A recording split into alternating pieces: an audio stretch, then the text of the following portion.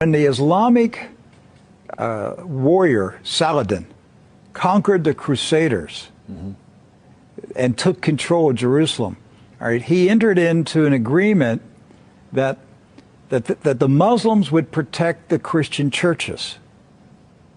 And so he appointed two Muslim families. Both of these families have been in Jerusalem for, close to 1,000 years. And each generation has passed down the key. The key. Right. The physical key. Mr. Judah said that the key he presently has is 800 years old. It's incredible. He had another key, but it broke. And this is a Muslim. I mean, yes. Adbi Judah is a Muslim. And he said it's a great honor for a Muslim to hold the key to the Church of the Holy Sepulchre, which is the most important church in Christendom. That's not disrespect. That's, we don't hear this in America. We don't hear, because what we have been told is Christian Americans, you should hate Muslims, you should kill Muslims. Because they're going to tear down all the churches yes.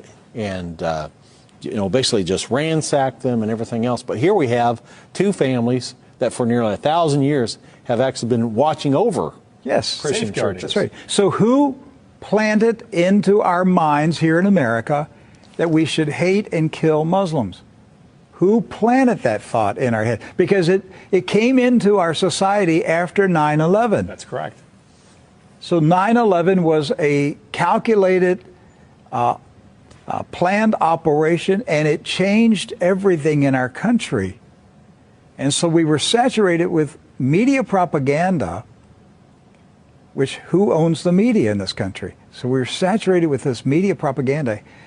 You Americans, you need to hate Muslims. You need to go to war. You need to send your sons to go kill Muslims. All right? And yet, when you go to the Middle East, you find out that the Muslims, like Christians, are taking care of Christian churches. Yes. Do not hold animosity against Christians or Americans, except in the case where Americans are pushing for war in their countries or trying to take their land. So they've lived together. They've lived together for centuries and centuries.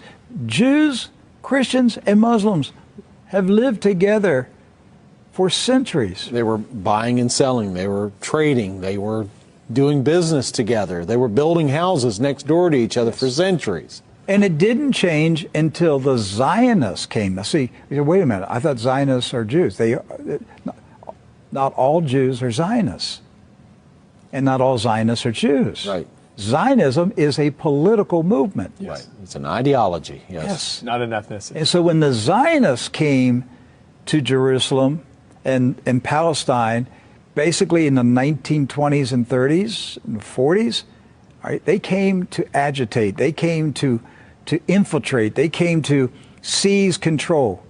And so they formed paramilitary groups, like Irgun. And that's where Ariel Sharon and Menachem Begin, and these guys were young terrorists. And so there's where the hatred started to come in. The fighting, the animosity, the bitterness. But it didn't start until the Zionists appeared. Jews, Muslims, and Christians were coexisting. Yes. That's right.